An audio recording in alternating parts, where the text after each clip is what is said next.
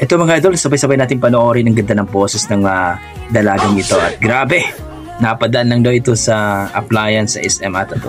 So let's go, panoorin natin mga idol. Bakit wala ka pa? Kasama ka'y parang naging isa. Pangakong nagmamahal, aalis ka rin pala. Sabihin mo na kung babalik ka ba, para di na maghintay. Sabihin mo na kung ayaw ka na, para lang malaman ko.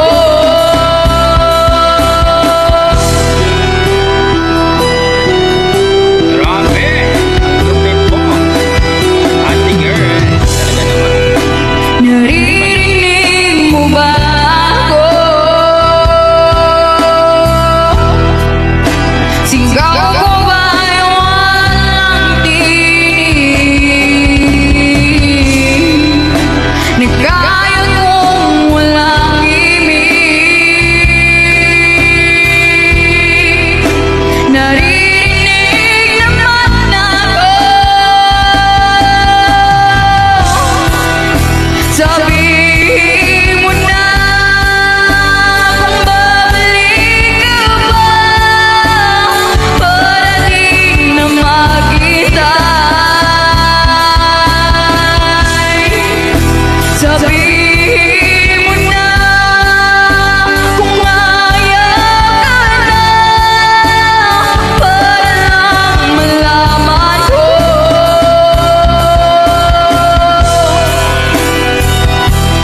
Grabe boses to. Malupit.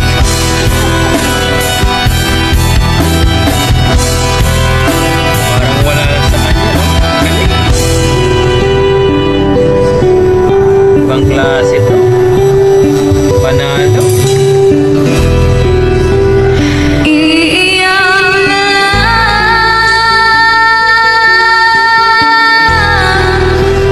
iiyak na lang. Hey, yeah,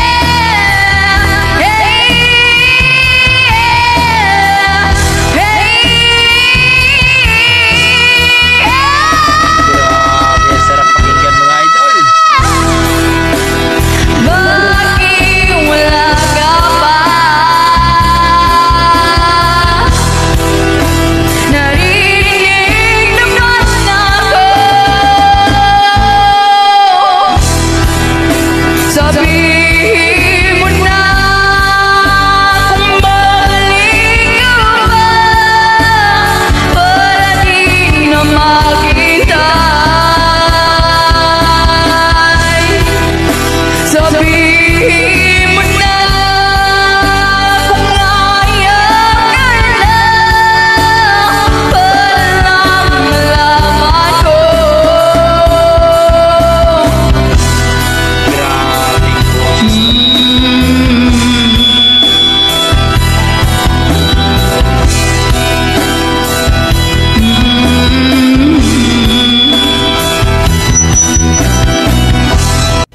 Yun po mga Lodi, na panood natin itong napadaan lang sa appliance mga idol. I think sa SM ito. Grabe!